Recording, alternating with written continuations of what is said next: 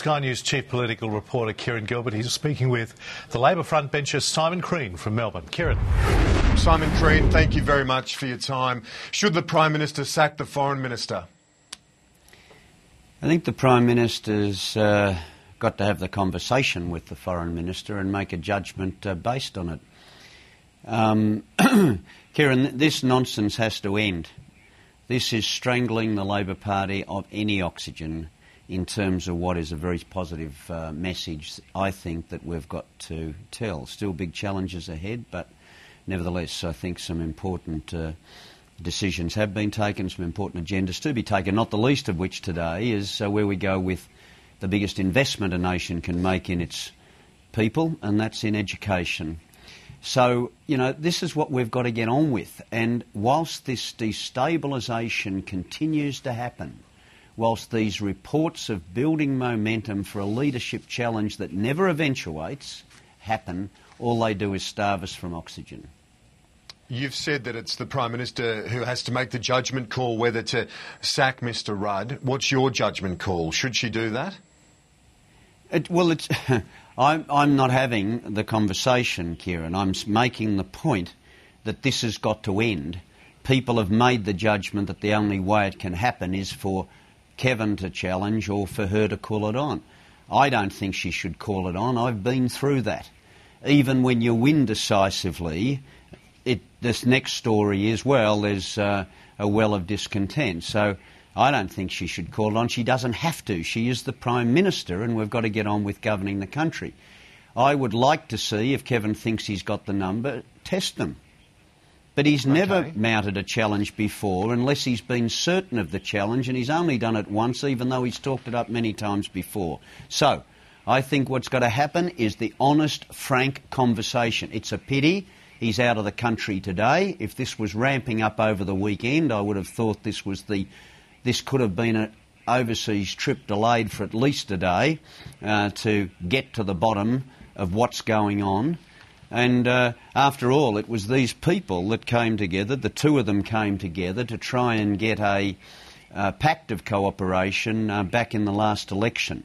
Now, if it's been breached, if it's been dishonoured, then someone's got to pay a price for that. But it seems to me that this is a frankness of discussion that needs to be had because it's not being had now and people are just constantly fed up with it. OK, well, you say Mr Rudd's been disloyal this morning, following those comments from Andrew Wilkie yesterday.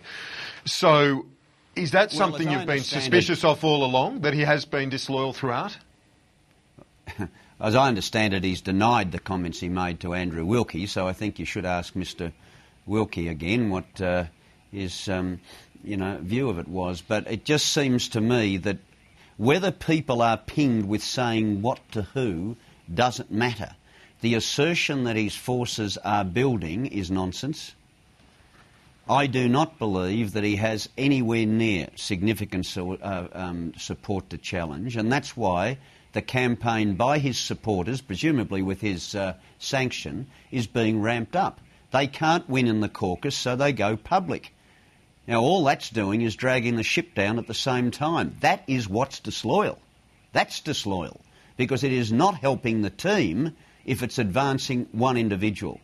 And what we've got to get back to, and I've said this constantly, I repeat it, I don't know how many ways you say it, you're not elected because you're Kevin Rudd or Julia Gillard or Simon Crean. You're elected because of you carrying the Labor banner.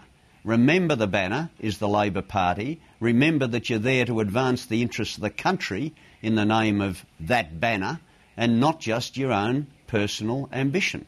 But you know that's not going to happen. And if there is a mutual destruction here, both Julia Gillard and Kevin Rudd are seen to be untenable. Will you be conscripted by your colleagues to be the third option? No, I don't believe that's the position, Kieran. I think that if it did get to that, would you be conscripted? No. Listen, I am interested in steadying the ship because at the moment it is sinking slowly. Well, you could steady it from the tiller, couldn't you? If you're in I'm interested charge. in getting some ballast. No, I'm interested in getting some ballast back in it, and no one person can do it. Collectively, the team has to do it. And the sooner people accept the fact they've got to operate as a team, rather than a collection of individuals all accusing the other behind their back, I'm at least prepared to get out and have this debate publicly and call it for what it is. But I'll ask you for, I'm just can I ask you sick for the to third death. time? For the third time, will you be conscripted to the leadership if both others fall over? I said for the third time I will not be contesting the leadership.